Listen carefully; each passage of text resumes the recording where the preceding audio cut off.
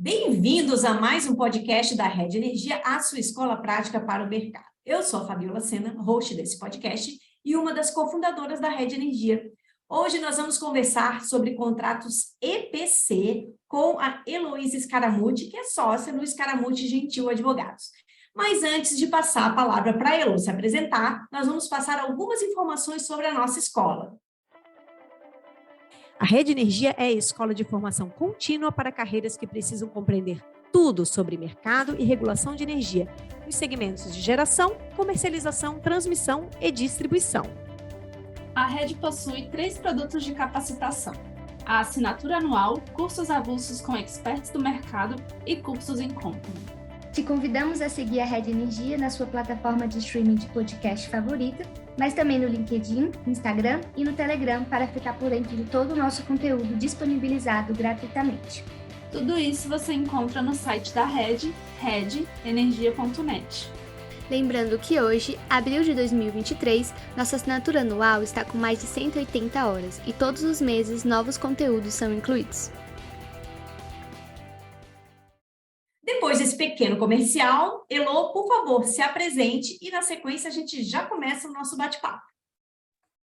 Olá a todos, obrigada Fabiola, é um prazer estar aqui, compartilhando aqui desse espaço com vocês, um espaço que eu sempre estou ali na condição de ouvinte, poder compartilhar um pouquinho aqui, é muito bacana.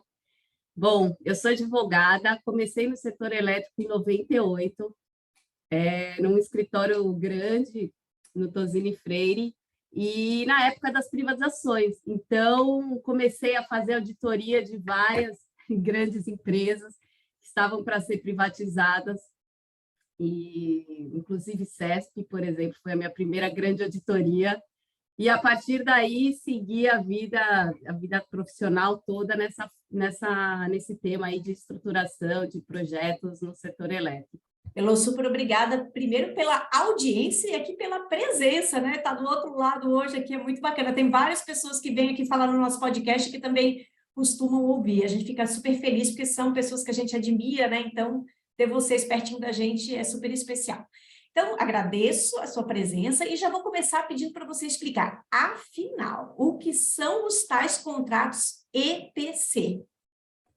É engraçado que essa sigla acabou entrando no mercado, né? Ela é usada há muitos anos lá fora, no exterior, e no Brasil foi sendo usada, replicada, e muitas vezes a gente não para refletir o que é, né? Basicamente, ela deriva do termo em inglês, Engineering, Procurement and Construction, que é engenharia, compras e construção, e ela, fora do Brasil, é muito usada para denotar contratos que têm um escopo bastante amplo, abrangente, global. Tem até um conceito de chave na mão, turnkey, que às vezes o EPC vem junto com essa sigla turnkey, querendo dizer que, bom, esse EPCista ou esse contratado vai ser responsável pela implantação completa do projeto, né? Até que ele esteja pronto, entregue chave na mão para operar. Esse é o conceito geral, né? Aqui no Brasil, ele não é... Aqui no Brasil, não. No Brasil, ele não é um contrato típico, ou seja, ele não tem uma previsão legal, uma regulação específica, né? Embora se assemelhe ali a um contrato de empreitada global, não tem uma previsão específica muito regulada. Então, a gente acaba tendo bastante liberdade de contratar para poder regular e tratar de temas conforme a conveniência aí das partes, sujeito às regras gerais, né? Claro. No exterior, ele foi bastante utilizado, ainda segue sendo, e por ser um tipo de contrato bastante complexo, com muito detalhamento, a gente tem alguns modelos no exterior desenvolvidos pelo FIDIC, que é uma federação de engenheiros consultores, que decorre de anos de experiência de mercado e tendem a se mostrar, né, como uma referência no mercado de contratos que são equilibrados e que possuem os riscos alocados de forma justa ou adequada, vamos dizer assim, né? Porque a gente vai sempre falar de alocação de risco aqui quando a gente fala desse tipo de contrato. Elo, então, quando a gente fala em contratos EPC, exatamente de que tipo de contratos a gente está falando para a implantação de projetos no setor? É um contrato único? São vários? Explica um pouquinho para a gente como que é essa dinâmica. Tecnicamente, o EPC seria um contrato com escopo global, mas na linguagem que a gente vê nos negócios, as pessoas comentando, muitas vezes a gente está falando de mais de um contrato, né? Especialmente no Brasil, é mais difícil a gente ver, embora exista, é um pouco mais difícil a gente ver o EPC puro, vamos dizer, com o EPCista que cubra todos os aspectos contratuais que o projeto precisa, né? E, então, é bastante comum, na verdade, a gente ter vários contratos e, às vezes, além dos vários, a gente tem um EPC que não é um EPC puro, que não cobre tudo, mas cobre, vamos dizer, a maior parte ali do que se espera em termos de implantação, ali, construção do projeto. E aí tem uma gama de contratos fora do mundo de construção que acabam interagindo aí com esses contratos. Antes da outorga tem tudo relativo aos imóveis, estudos iniciais. Por exemplo, se for um projeto de geração, tem todo o tema das medições, né, de vento, medição solar, estudos de viabilidade, elaboração de projeto básico, estudos ambientais, consultoria jurídica, tributária, várias outras. São muitos contratos que, no fim, alguns deles, sobretudo esses de tema de engenharia, da viabilidade do projeto, vão trazer alguns inputs depois para a gente poder elaborar esses contratos aí relativos à construção do projeto. E depois da outorga, daí sim, provavelmente é a hora em que a gente entra efetivamente com a negociação desses contratos, e aí o escopo pode variar bastante, depende muito da estratégia das empresas, né?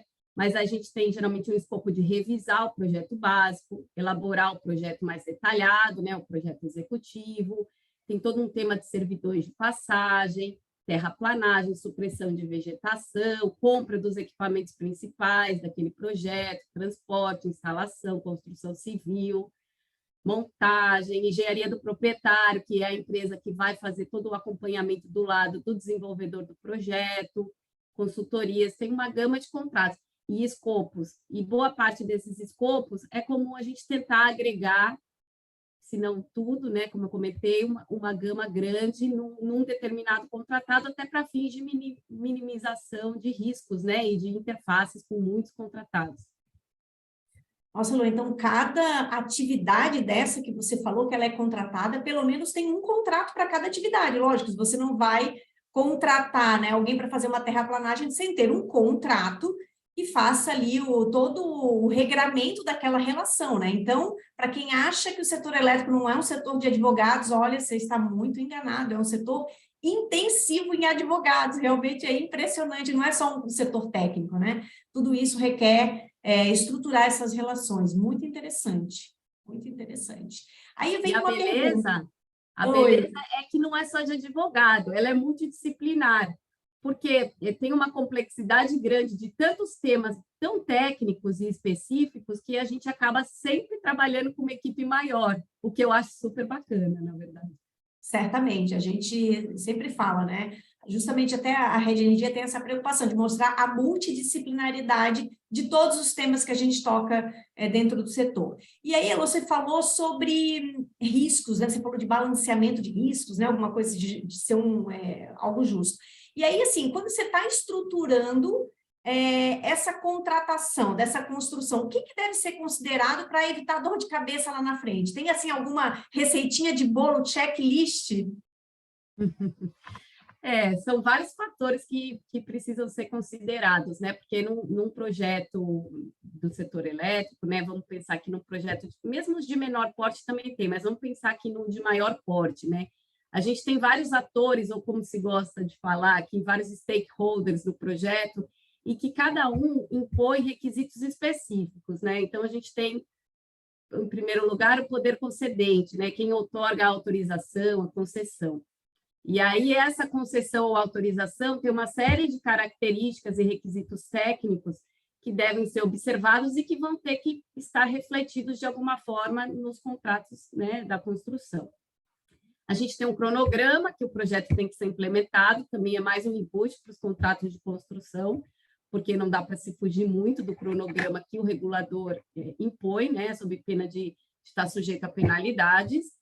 E aí, e essas penalidades, de qualquer forma, também vão ter que entrar de alguma forma no EPC, porque o desenvolvedor do projeto vai querer se lastrear, ainda que não totalmente, mas poder receber alguma penalidade do EPCista, se o EPCista atrasar para que cubra eventual exposição perante o poder concedente, né?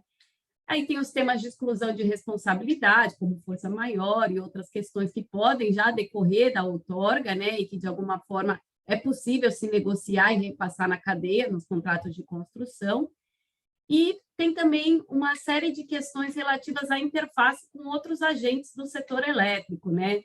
Então, outras subestações acessadas, linhas de transmissão ou de interesse restrito que tenham que ser compartilhadas. Então, decorrente da outorga, tem esses outros temas. Aí a gente também tem um outro ator aqui, que é o cliente, né? Por exemplo, eu vou pegar aqui como exemplo o projeto de geração de energia, em que a gente tem um contrato de compra e venda de energia, temos lá um ou mais clientes para quem a energia foi vendida e que prevê um preço de venda, prevê um cronograma, prevê penalidade no caso de atraso, penalidade por rescisão. Tudo isso também vai entrar como input para o EPC, né? De forma que não podemos, por exemplo, entrar em operação depois da data que está no contrato com o cliente. E, além do tema que eu coloquei do poder concedente, aquela penalidade por atraso que a gente vai negociar com o contratado, ela tem que contemplar também eventual penalidade que a gente tenha no contrato de compra e venda de energia, que geralmente é um valor que vai envolver o quanto que vai custar uma energia de reposição para a gente poder atender essa energia aí que a gente não vai entregar para o cliente. Então, também é uma quantia difícil e que, de outro lado, a gente tem um EPCista, né, um contratado, que só quer construir, que também não quer tomar riscos que um projeto de geração tem. Então, já vem aí um desafio de como amarrar todas essas pontas. A gente tem também os acionistas do projeto, que seria um outro ator, né? E cada, enfim, acionista tem o seu perfil, né? Regras de compliance. Agora, a gente tem visto muito a questão das regras de ESG, muito embora elas já existam há muito tempo, agora elas vêm com essa roupagem aí, temas de meio ambiente, questões sociais e governança, que vêm como requisitos e que, às vezes, até limitam o perfil ou a gama de contratados com quem se pode contratar.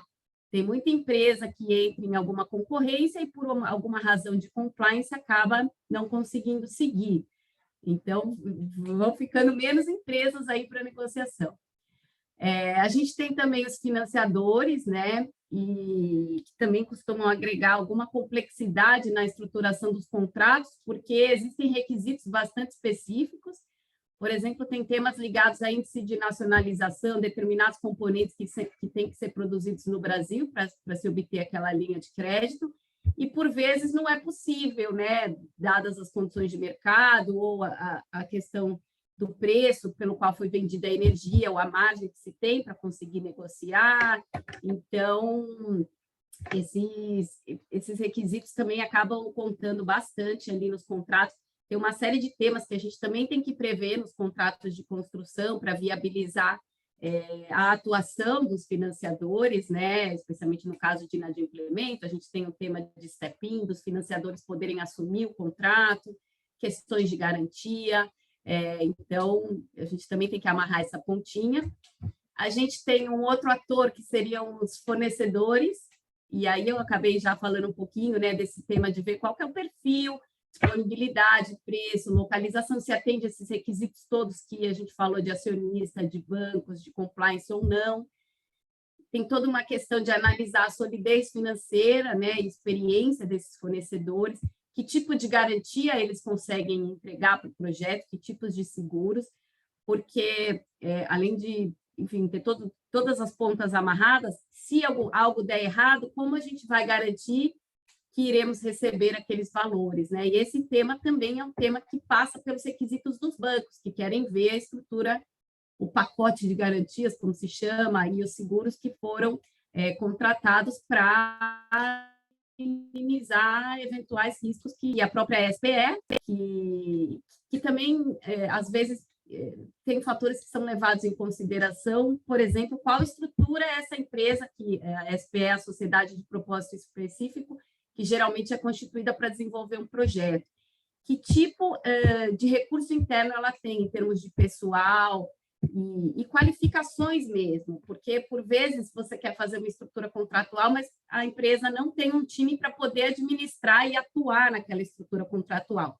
Nesses casos, se prefere transferir essa responsabilidade para o EPCista, por exemplo, que vai administrar uma série de temas e coisas que já tem pessoal ou vai se estruturar para tanto, né? Sem ter que montar essa estrutura na empresa. E tem empresas já mais robustas, estruturadas, que fazem vários projetos seguidos do outro e que já tem um time preparado para assumir uma parte desse escopo que poderia ser transferido lá para um contratado. E, por último, e não menos importante, os órgãos ambientais, né? Que tem todas as questões que decorrem das licenças de instalação do projeto, que devem ser observadas, requisitos específicos, e procedimentos também para serem seguidos, né, para suprimir vegetação ou outras autorizações específicas, como que isso se encaixa no cronograma.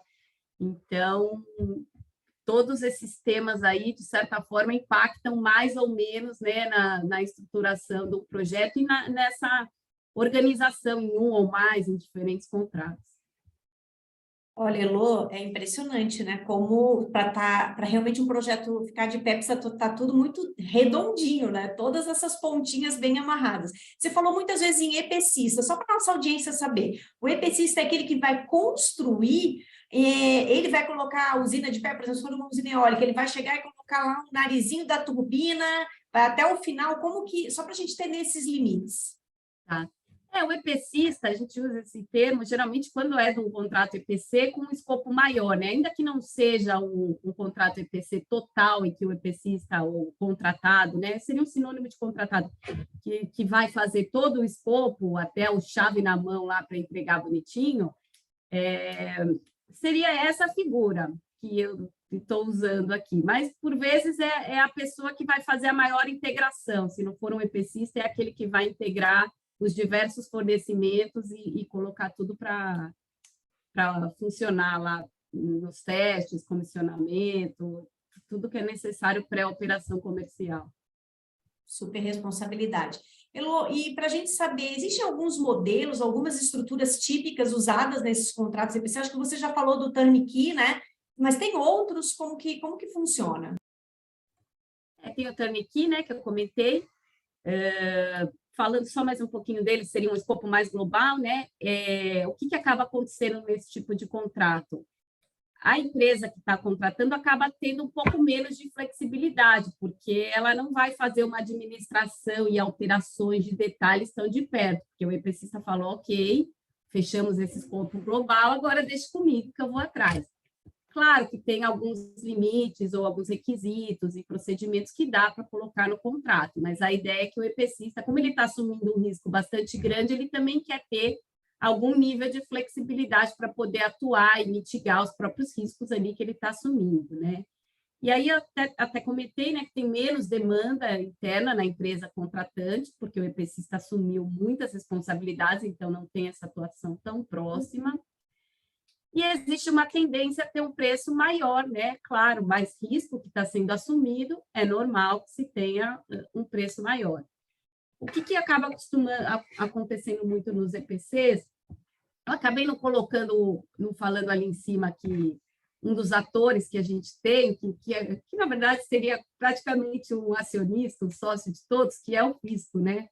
E não diferente aqui, tem uma série de questões tributárias que precisam ser endereçadas e equacionadas adequadamente para se aproveitar dos benefícios existentes e, para tanto quanto possível, minimizar a carga tributária e, de outro lado, evitar erro.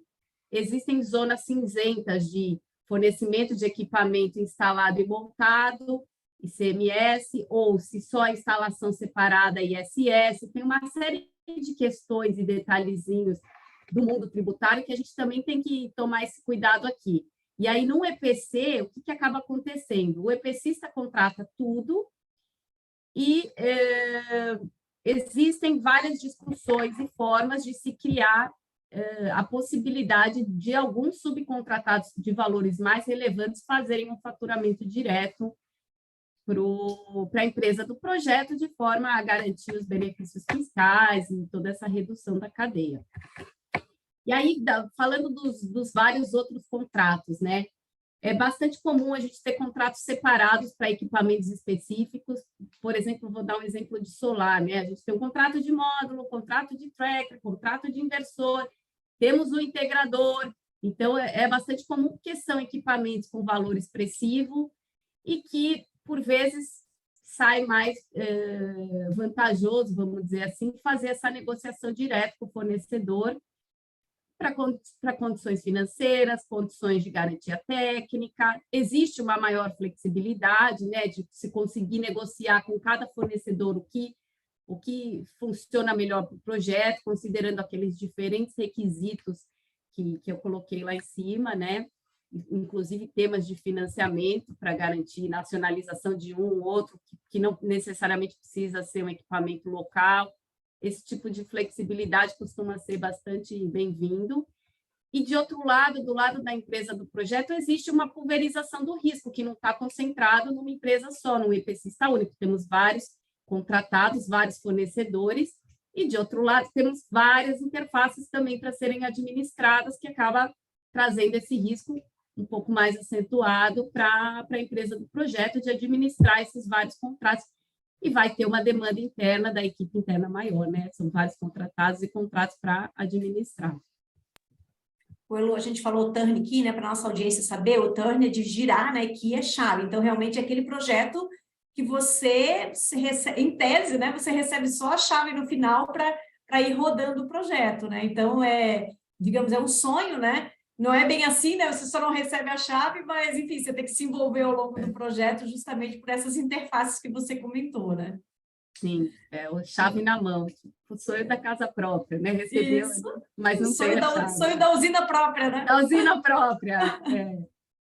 Oi, Elô, e a gente falou em riscos, né? A importância dos contratos como um elemento aí de alocação, né? De harmonização desses riscos. Tem também um checklistzinho de principais riscos para ficar atento na hora de estruturar esses contratos? Sim. Acho que o primeiro deles são questões técnicas, né, envolvendo o projeto. A gente vê muita questão aí de interface ou de projeto executivo que não contemplou determinado detalhe. E aí o que acaba acontecendo é que os impactos são muito relevantes, né? Um erro, às vezes, gera uma consequência negativa enorme. Então, tem esse tema técnico, né? Tem questões de qualidade e performance, que também está ligado ao tema técnico, né? Uma vez tendo tudo entregue, está em operação, como que vai ser o atendimento em garantia? Porque aí já está trocar o pneu com o carro rodando. Então, como que vai ser essa troca aí, né?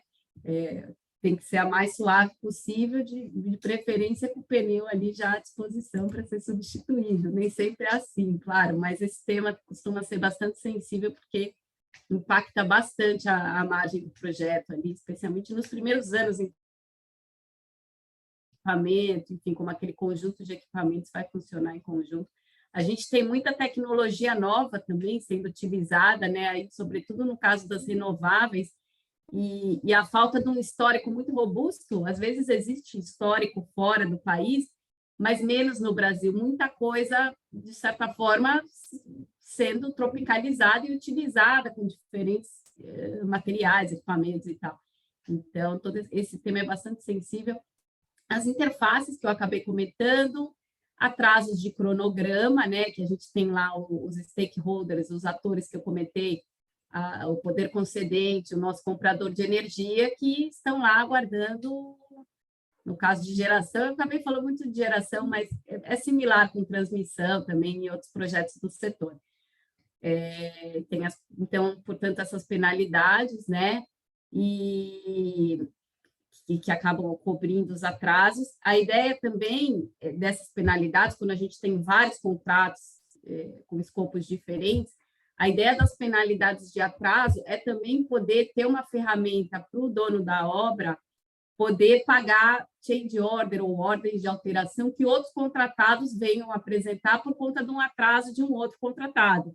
Então, puxa, eu tinha que entregar tal equipamento, mas a terraplanagem não estava pronta, contratei a entrega na data X, não pude receber, aquele cara que se programou para entregar na data, ele vai querer me cobrar um sobrecusto. porque eu estou atrasando, ele não tem onde estocar, ele vai ter que colocar em algum lugar. E aí, quem vai pagar essa conta? Supostamente a empresa que tinha que fazer a terraplanagem, idealmente a gente teria uma previsão ali para, de alguma forma, mitigar. Esse é um exemplo aqui dessas interfaces, e são várias, que podem gerar um sobrecusto e a gente vai tentar sempre mitigar, nem sempre a gente consegue mitigar todos os itens, porque ninguém vai querer fazer um contrato com uma penalidade para cada descumprimento obrigacional, então tem que pensar realmente de uma forma bastante abrangente do que faz sentido cobrar, em que cenários e tal. A gente tem a questão da solidez financeira do contratado, né? Quanto mais a gente agregar escopo numa empresa só, acaba aumentando mais. Por mais que ela tenha uma solidez financeira, acaba aumentando o risco. A gente teve um projeto que era um EPC quase full, que o EPCista entrou em recuperação judicial. E aí o risco estava inteiro naquele EPCista. No fim, foi feita uma força-tarefa, a empresa contratou os funcionários do EPCista e conseguiram concluir a obra, mas não sem muita dor de cabeça, né? Que é o contrário de quem contratou o EPC, que queria só aguardar a chave. Ele teve que arregaçar a manga e entrar no projeto. Então, esse tema também é um risco bastante relevante que os bancos olham também. A questão de cumprimento de lei, padrão, norma, licença, autorização. Como vocês sabem, no Brasil, tem uma série de requisitos e legislações específicas, normas, questões ambientais, garantir que todos os equipamentos cumpram com todo esse arcabouço aí, né? E não só cumpram com o que está vigente, mas o que vai acontecer se algo mudar no meio do caminho, né? Se a gente tiver uma mudança de lei, por exemplo. É um tema que a gente costuma também colocar nesses contratos. A gente costuma regular também eventos de excludente de responsabilidade do contratado e de ambas as partes também, e quais vão ser os impactos no contrato, né? Se tem uma força maior, por exemplo, qual o impacto do contrato? Vai prorrogar prazo? Quem vai arcar com o custo? Até quando? Por quê? Em que cenários? São discussões que tomam um tempinho. A questão fiscal, de garantir que os tributos estão sendo recolhidos como tem que ser, as notas fiscais no prazo, é bastante comum ter muita atuação em obra, porque é tanto detalhezinho que uma hora ou outra acaba alguma coisa aí fugindo da previsão legal e acaba gerando algum tipo de risco aí ou responsabilidade. Tem outros temas aí, rescisão, quais as consequências, penalidades que vão ser devidas, e aí passa por um exercício de é viável rescindir, porque não é igual a rescindir um contrato simples, trivial da pintura, do equipamento principal ali do módulo. Vou rescindir aqui com o módulo, deixa eu pegar outro. Não é assim tão simples, até porque toda a configuração técnica foi preparada para receber aquele equipamento. Então, tem temas de rescisão bastante sensíveis também, e aí a negociação vai variar muito a depender do escopo do contrato mesmo, da possibilidade de substituir ou não, qual a exposição financeira que está em jogo. Em geral, acho que são esses os principais aí. Oi, Lu, a gente aqui na escola, a gente sempre comenta, né, que geração centralizada realmente é muito complexo, né? Se você vai pensar, né, o GD, você não tem nada disso envolvido, né? Assim, é muito mais simples, você distribui esses riscos entre os CPFs, né? Enquanto que numa geração centralizada realmente é muito concentrado, e por isso que tem tanto desafio, tanta complexidade. Então, eu queria te ouvir, assim, se você fosse colocar aí quais são os principais desafios, né? O que você, mesmo podendo alocar os riscos, tentando fazer todo esse alinhamento aí, digamos, quase que estrelar, né? Estelar de tudo bem certinho, o que ainda assim permanece como um desafio e como que você costumeiramente consegue mitigar esses desafios? Acho que assim, sozinha eu não mitigo nada. É o que eu estava falando, é um trabalho em equipe muito grande, que requer muita abertura de todos os envolvidos e consciência assim, de que a gente está falando de contratos complexos, contratos que a gente está lidando com valores bastante elevados, né, para as duas empresas envolvidas, assim, geralmente são contratos que requerem uma aprovação interna diferenciada, não são coisas triviais. Então, assim, dedicar um tempo atenção que o assunto requer. É um contrato complexo, as pessoas não gostam de contratos, são contratos longos, 100 páginas, mais anexos, vai depender, né? Mas, assim, geralmente são contratos mais longos. Pô, vai detalhar isso? E aí, se não detalha, também fica... Eu adoro tentar simplificar tudo que dá, mas tem coisa que, assim, não adianta se simplificar muito, porque depois vai dar problema. Vamos antecipar a discussão, colocar tudo na mesa. Se vai custar mais caro, custe mais caro. Vamos já ajustar esse preço antes. Então, é um pouco tentar antecipar, assim, a vivência mesmo e dedicar um tempo para fazer isso, para que as partes entrem conscientes, porque muitas vezes tem aquele empurra de um lado de outro e vamos, usa aquela mesma minuta que fizemos e a conta chega, porque são projetos dinâmicos. Qualquer reforminha em casa, a gente vê que assim, a sua empresa que veio, aquela chateação, puxa, não, mas você não avisou que tinha tal coisa, aí, né, o empreiteiro ali contratado sempre vem com alguma novidade, numa reforminha boba em casa.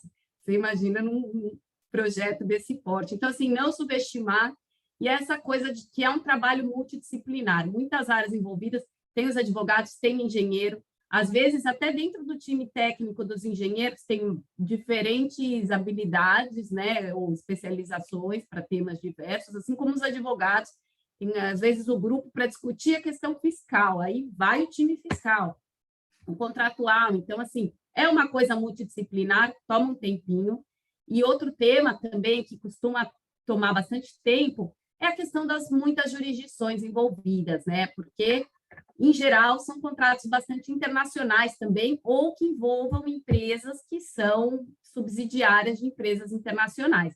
Então, tem toda uma questão cultural de mostrar como que funcionam as coisas no Brasil, de explicar o mercado, explicar a legislação, ou mesmo de fornecedores que estão entrando no Brasil e que tem uma questão de aclimatação.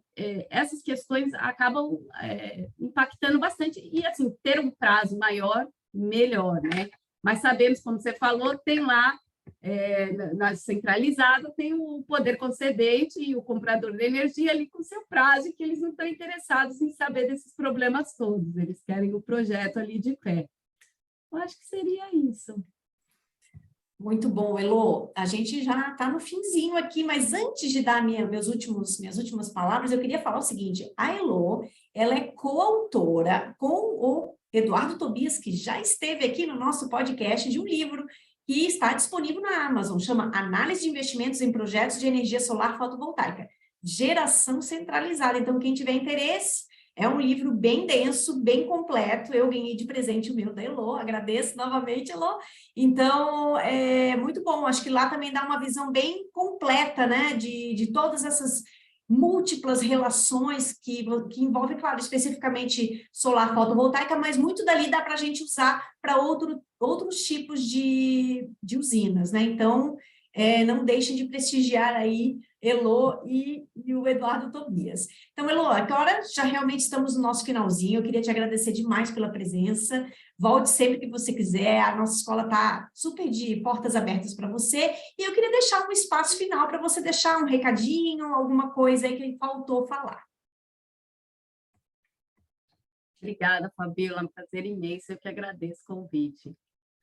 De recados finais, até estava comentando com a Fabíola que eu estou passando um tempo aqui morando em Portugal, e aí ela sugeriu que eu comentasse aqui sobre como que é trabalhar com o Brasil estando fora, né? Como tudo na vida tem seus ônus e bônus, né? O ônus é, às vezes, ter que fazer umas reuniões nos horários um pouco fora do que seria o padrão, né? Por exemplo, no horário mais noturno. E de bônus, assim, poder ter outras vivências e continuar, assim, focada nos temas do Brasil e trazendo a mensagem de Brasil em outros cantos, e um pouco de ganhar tempo, né? Às vezes o fuso horário nos ajuda, especialmente quando o cliente está com demandas urgentes, ele manda à noite, na manhã seguinte, eu já consigo fazer com 3 horas de antecedência a que ele acorde e possa já ver ali o tema endereçado, encaminhado, enfim, e às vezes até já resolvido. Então, acho que vale muito a pena. Minha sugestão é assim, sigam os sonhos mesmo, assim, as coisas que vocês têm vontade de fazer, planejem, obviamente, tudo com muito planejamento, mas vale muito a pena. Muito bom. Scaramucci Gentil Advogados, praticamente 24 horas por 7, funcionando, né? Parte do Brasil e parte na Europa. Muito legal, Elô. Foi um prazer te receber realmente. Só queria deixar, então, um último pedido para você que nos ouve. Se você gostou desse episódio, deixe a sua avaliação nesse podcast e, claro, prestigie os nossos outros episódios. Até a próxima. Tchau! Este foi mais um episódio do Redcast, que também está disponível no YouTube e na plataforma da Red Energia. Acompanhe o Redcast na sua plataforma favorita e receba uma notificação sempre que adicionarmos um novo episódio. Se você gostou desse episódio, não esqueça de compartilhar e deixar um comentário ou avaliação. Até a próxima!